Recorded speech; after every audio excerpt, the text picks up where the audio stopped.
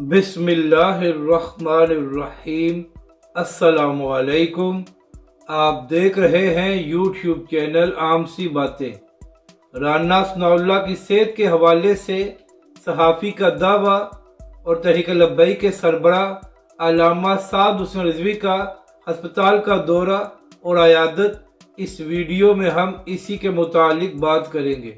नाज़रीन कराम, वज़ीर दाखिला राना सनाउल्लाह पिछले 2-3 दिनों से अस्पताल में एडमिट है, तो इसी हवाले से नादिर बलोच साहब ने दावा किया है कि अस्पताल ज़राए का कहना है कि राना सनाउल्लाह का दिल सिर्फ 25% काम कर रहा है।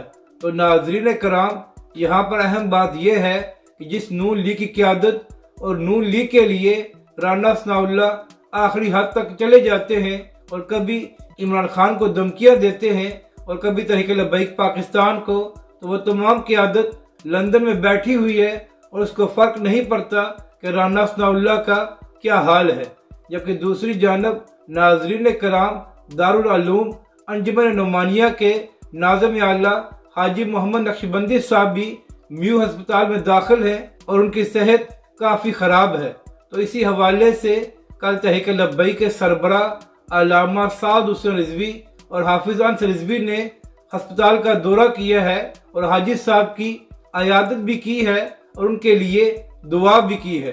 तो नाज़रीन कराम, यही फ़र्क है तहरीक लब्बैक के सरबराह अल्लामा साद हुसैन रिजवी और दीगर सियासी जमातों के लीडरों में कि जब किसी पर मुश्किल वक्त आता है तो अल्लामा साद हुसैन रिजवी उनके साथ खड़े होते हैं, जबकि बाकी लीडर अपने कामों में मसरूफ़ होते हैं और उनको फ़र्क नहीं पड़ता कि किसी की क्या हालत है। और बड़े लीडर की यही निशानी होती है कि वो मुश्किल वक्त में लोगों के साथ खड़ा होता है।